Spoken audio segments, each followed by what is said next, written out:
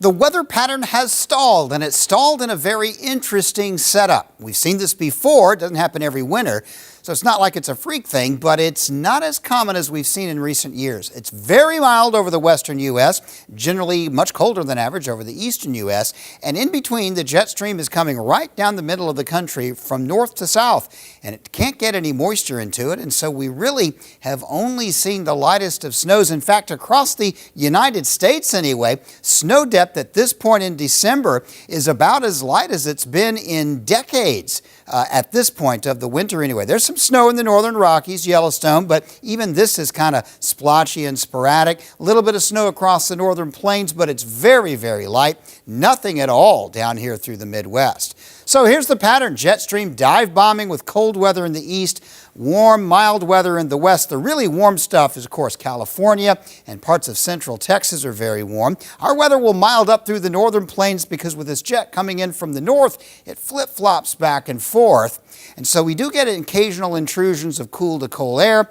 but then the westerly winds take over and we warm up. As we go through this coming week, colder weather will reinvigorate as this big low rotates up around Hudson Bay. And I think by the week's end, we'll find some pretty cold weather from the Great Lakes down through the Middle West and the northeastern states. Then as we go through next week, that'll relax a little bit. The whole pattern will become a little bit less high amplitude, but will still be basically cool to cold throughout the northern plains and Midwest, and still basically fairly mild out over the west. Now, with the jet stream coming out of the north, you do get little clipper systems from time to time, but they go through pretty quickly. One may drop through early in the week, can't tell exactly where it will go because they will be narrow. Now, with cold weather way down south, there will be plenty of opportunities for rain and some snow along the eastern seaboard.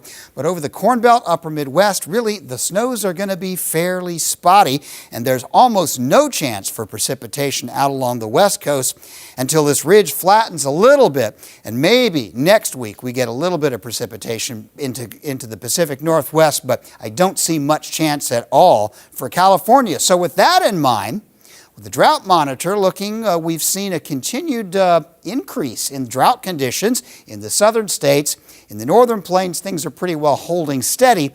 You're not going to add a lot to the submoisture anyway this time of year, but these two areas do bear watching as we go towards spring, northern plains and southern plains. So the pattern, mild weather will continue west, cold weather will continue in the east.